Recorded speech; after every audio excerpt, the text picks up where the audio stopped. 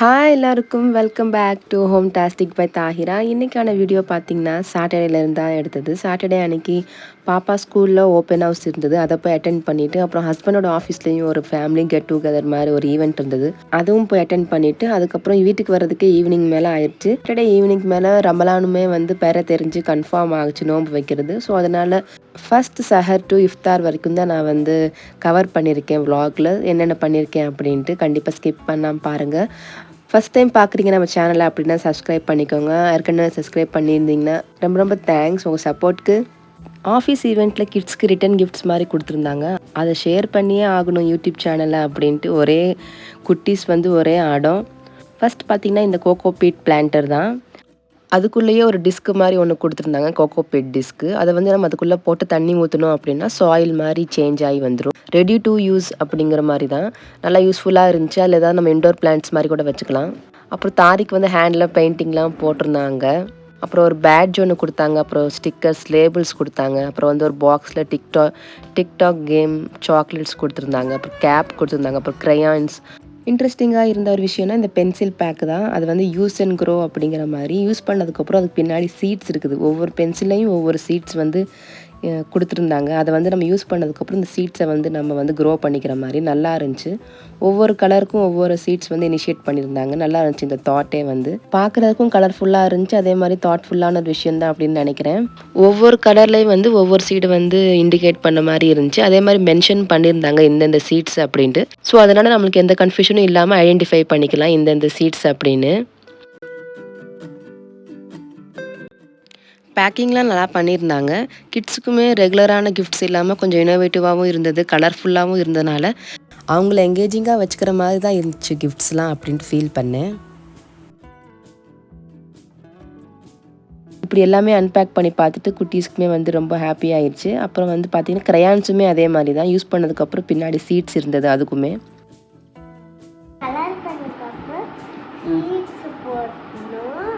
எங்கே போடணும் போட்டால் மண்ணில் போட்டால் வரும். இங்கே நேம் எழுதிப்பாங்க, அந்த செடி நம்மளுக்கு வரும். வாண்டாவை வந்து மேட்ச் பண்ணுவோம். இந்த கலர் வச்சு இதை கலரிங் பண்ணுவோம். கலரிங் அப்படியே கொஞ்சம் பண்ணியிருக்கேன். இங்கே பண்ணுவேன். சப்ஸ்கிரைப் பண்ணுங்க.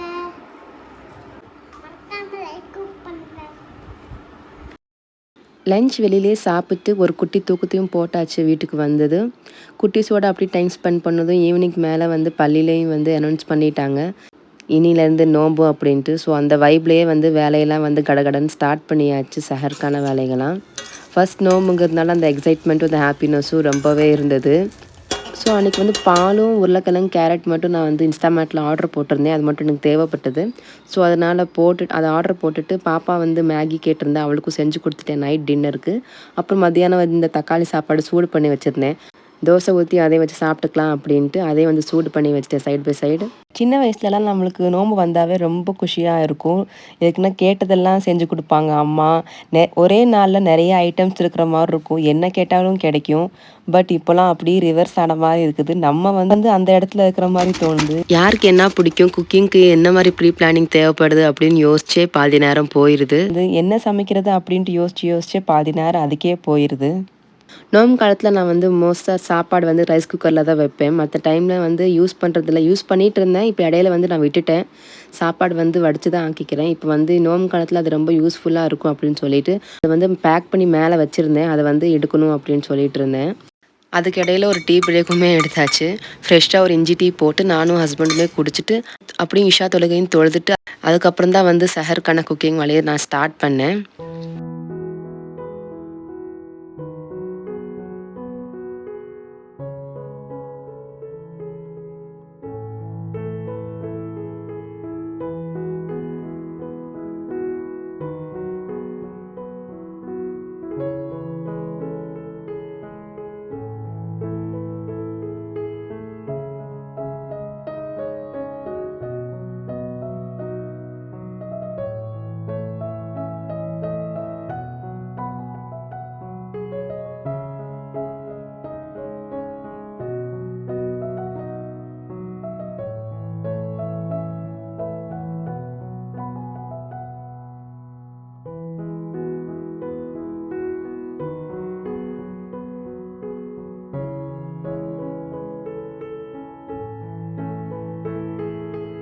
சாப்பாடு வந்து நம்ம தூங்குற போகிறதுக்கு முன்னாடி ஆன் பண்ணி விட்டு போயிட்டோம் அப்படின்னா அது சஹர் நேரத்துக்கு பார்த்திங்கன்னா குக்காகி வந்து நல்லா வார்ம்லேயே இருக்கும். ரம்ஜான் டயத்தில் ரொம்ப யூஸ்ஃபுல்லான ஒரு விஷயம் தான் இந்த ரைஸ் குக்கர் வந்து ரொம்பவே ஹெல்ப் பண்ணும்.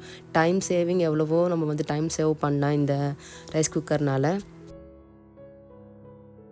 அப்புறம் அதுக்கு அடுத்த நாளுக்கான வேலைகள்லாம் கொஞ்சம் ப்ரிப்பரேஷன் பண்ணி வச்சுட்டு இருந்தேன். ஐஸ் க்யூப்ஸ் ட்ரேயில் வந்து வாட்டர் ஃபில் பண்ணி வச்சுட்டேன்.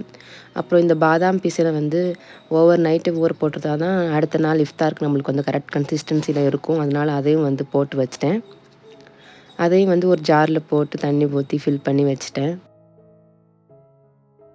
சஹருக்கு தயிர் உர ஊற்றுறதுக்கு அதையுமே செஞ்சு வச்சுட்டேன். இந்த மாதிரி குட்டி குட்டி வேலைகள்லாம் பார்த்து முன்னாடியே நம்ம வந்து என்னென்ன தேவையோ அதெல்லாம் ப்ரீ பிளான் பண்ணி வச்சிட்டோம்னா நம்மளுக்கு அந்தந்த நேரத்தில் வந்து அது நம்மளுக்கு ஈஸியாக இருக்கும். தயிரை வந்து வெளியே வச்சிடுவேன், ஃப்ரிட்ஜிலலாம் வைக்கல. ஆல்ரெடி கோல்டாக இருக்கிறதுனால ரொம்ப கூலிங்காக வந்து எதுவும் கன்சியூம் பண்ணுறதில்ல. அன்னைக்கு சஹருக்கு குழம்பு மட்டன் குருமா தான் வச்சுருந்தேன். குருமாவுக்கு 2 வெங்காயத்தை ரஃப்பாக சாப் பண்ணி மிக்ஸி ஜாரில் போட்டு நல்லா பேஸ்ட் பண்ணி எடுத்துக்கணும். அதே மாதிரி 2 தக்காளி எடுத்து நல்லா நைஸாக சாப் பண்ணிவிட்டு அதையும் வந்து ஓரமாக வச்சுட்டேன். இப்போ ப்ரெஷர் குக்கரில் ஆயில் சேர்த்து கட் பண்ணி வச்ச தக்காளியை போட்டு நல்லா வேக விடணும் ஒரு 5 to 10 minutes. தக்காளி வந்து நல்லா பேஸ்ட் ஆட்டு நல்லா மசிஞ்சு வரணும். அது வரைக்கும் வந்து நம்ம நல்லா வணக்கி விட்டுக்கணும்.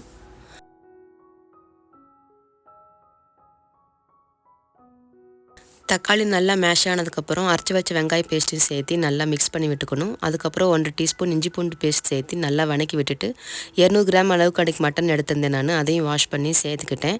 நல்லா ஒரு வணக்கிட்டு ரா ஸ்மெல்லாம் போனதுக்கப்புறம்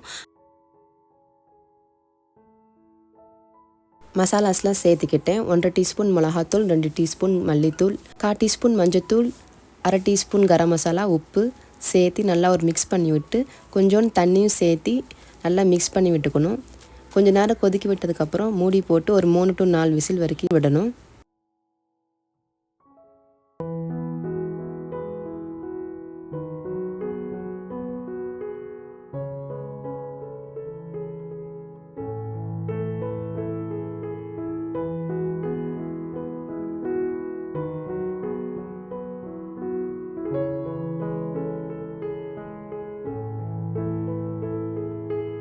ப்ரெஷர் ரிலீஸ் ஆனதும் மூடி திறந்து சால்ட் செக் பண்ணிவிட்டு தேங்காய் பால் அரைச்சி ஊற்றிக்கணும். அப்புறம் கட் பண்ணி வச்ச உருளைக்கிழங்கையும் சேர்த்து 1 or 2 விசில் விட்டு எடுத்துக்கணும். அவ்வளோதான், சூப்பரான மட்டன் குருமா ரெடி ஆயிடுச்சு. கண்டிப்பாக ரைஸ், சப்பாத்தி, தோசைக்கெலாம் ரொம்ப அல்டிமேட் காம்போவாக இருக்கும். கண்டிப்பாக ட்ரை பண்ணி பாருங்கள் நீங்கள் இந்த ரெசிபி. நைட் டின்னருக்கு தோசை ஊற்றி சாப்பிட்டு ஏர்லியாகவே படுத்தாச்சு சஹருக்கு எந்திரிக்கணுன்ட்டு.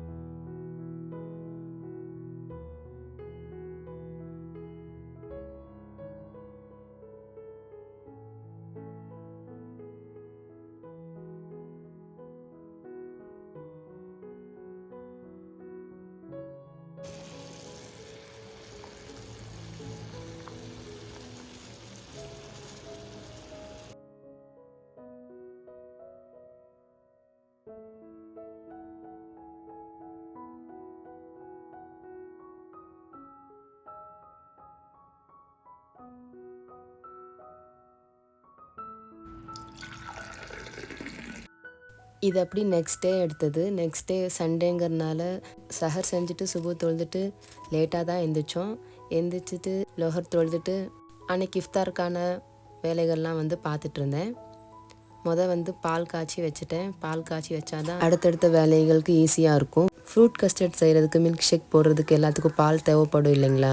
அதனால் அடுப்பில் பாலை வச்சுட்டு மற்ற வேலைகள்லாம் செஞ்சுட்டு இருந்தேன். சப்ஜா விதை ஊற வச்சுட்டு ஃப்ரூட் கஸ்டர்டுக்கு கஸ்டர்டையுமே வந்து தேவையான அளவுக்கு மிக்ஸ் பண்ணி வச்சிட்டேன். அப்புறம் கடல் பாசியுமே வந்து செய்கிறதுக்கு ஒரு 1/2 ஹவருக்கு முன்னாடியே வந்து கொஞ்சோன்னு எடுத்து தண்ணி ஊற்றி அதையுமே வந்து ஊற வச்சுருந்தேன். அப்போ தான் அது நல்லா கரைஞ்சி வந்திருக்கும், ஈஸியாக இருக்கும் நம்மளுக்கு செய்யும் போது.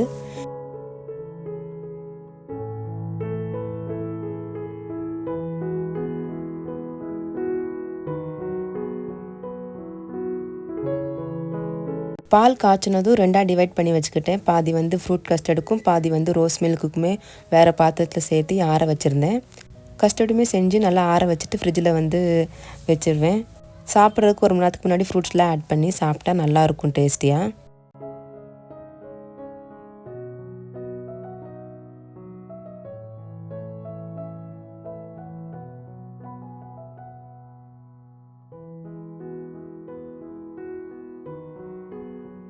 அப்புறம் சைட் பை சைட் பார்த்தீங்கன்னா கஞ்சிக்குமே வந்து வாளி எடுத்து அதையும் வாஷ் பண்ணி வச்சுருந்தேன். லெமன் ஜூஸ் அப்புறம் ரோஸ் மில்க் 2மே வந்து ப்ரிப்பேர் பண்ணி வச்சுட்டேன். லெமன் ஜூஸில் பார்த்தீங்கன்னா நான் லாஸ்ட்டாக 1 டீஸ்பூன் ரூ அஃப்ஸா கலக்குவேன். அந்த ஃப்ளேவர் நல்லாயிருக்கும் குடிக்கும்போது. 2மே ப்ரிப்பேர் பண்ணி ஃப்ரிட்ஜில் வச்சிட்டோன்னா நம்மளுக்கு இஃப்தார் டயத்துக்கு கரெக்டாக இருக்கும் சாப்பிட்றதுக்கு.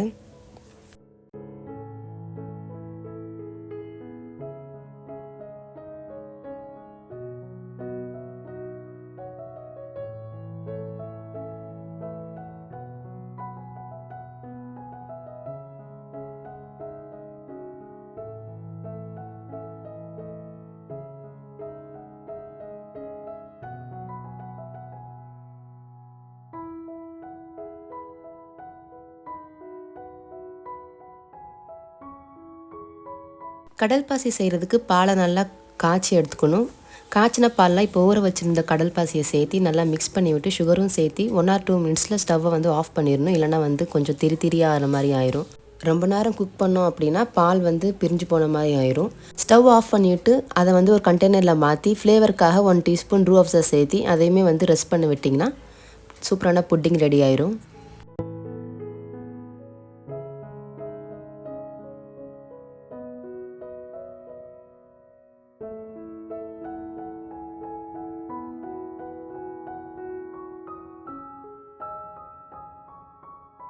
இந்த வேலைகள்லாம் முடிக்க மதியம் 3 ஆச்சு. அப்படியே ஒரு குட்டி ரெஸ்ட்டை போட்டுட்டு ஈவினிங் 5 மணிக்கு மேலே தான் அசருக்கு அப்புறம் தான் மிச்ச வேலையெல்லாம் ஸ்டார்ட் பண்ணிச்சு. அல்ஹம்துலில்லாஹ் சிறப்பாக ஃபஸ்ட் நோன்பு வச்சு திறந்தாச்சு. உங்கள் வீட்டிலலாம் எப்படி போச்சு நோன்பு ஃபஸ்ட் டே அப்படின்ட்டு கீழே கமெண்ட்ஸில் சொல்லுங்கள்.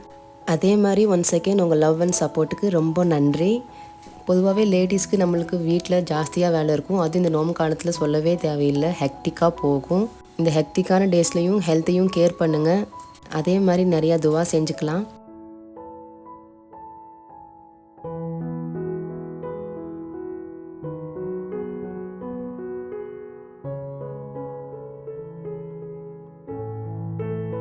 இந்த வீடியோ உங்களுக்கு பிடிச்சிருக்கும் அப்படின்னு நான் நம்புகிறேன். இன்னொரு இன்ட்ரெஸ்டிங்கான வீடியோவில் உங்கள் எல்லாரையும் சந்திக்கிறேன். Until then, take care. Bye.